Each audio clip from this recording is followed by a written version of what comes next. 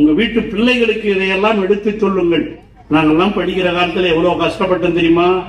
இவ்வளவு பேர் வந்திருக்கீங்க, எல்லாம் இங்க எப்படி வந்தீங்கன்னு இலவச பேருந்து மூலமாக வருவதற்கு அந்த உடனே கையெழுத்து போட்ட தலைவர் நம்முடைய தளபதி அவர்கள் தான். இலவச பேருந்து.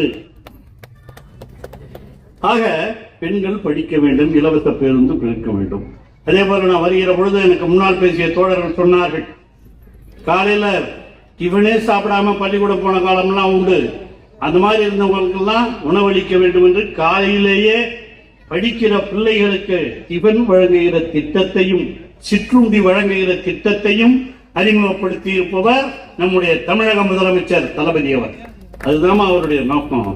அதுதான் உங்களுடைய மக்களை தேடி மருத்துவம்.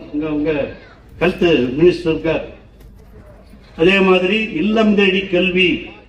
இதெல்லாம் வீடு தேடி போகணும். ஒரு காலத்துல அவங்க தேடி வந்த நிலைமை போய் அவர்களை தேடி அரசினுடைய திட்டங்கள் சென்றடைய வேண்டும் என்பதற்காக தளபதி அவர்கள் கொடுத்த திட்டங்கள்.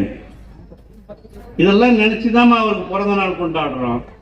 வேற ஏமாந்த காலத்துல எல்லாம் கிடையாது. இப்ப எவனோட பேசுறான், திடீர்னு ஒருத்தன் வர.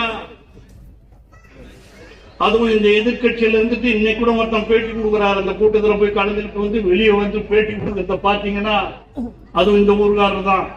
அவர் கொடுக்கிறார் பேட்டி. என்ன பேட்டி கொடுக்கிறார் தெரியுமா? திமுக சொன்னதை செய்யலை, எதையும் செய்யலை. ஆனால் இவர்கள் ஏமாற்றுவதற்காக முதலாக இந்த கூட்டத்தை நடத்துவதற்கு என்ன காரணம்?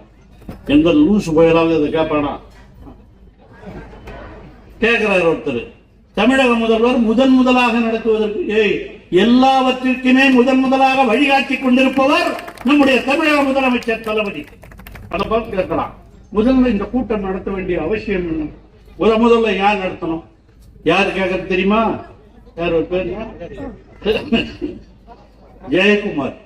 அவர் கேட்கிறாரு, இது முதல்ல நடத்தினா ஏம்பா நீ கூட்டத்துக்கு வந்த, கருத்தை சொன்ன, தீர்மானத்தை பார்த்த, எதற்காக இந்த கூட்டம்?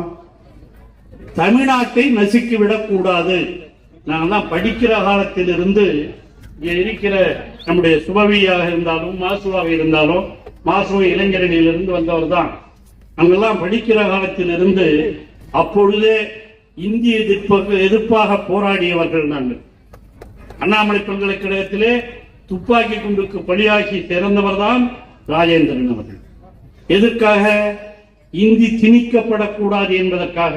இங்க பேசுகிற பொழுது கூட சொன்னார், ஒருத்தர் பேசிட்டு இருந்தார், எம்எல்ஏ, நாங்கள் எந்த மொழிக்கும் எதிர்ப்பானவர்கள் அல்ல, ஆனால் மொழியை திணிக்க கூடாது.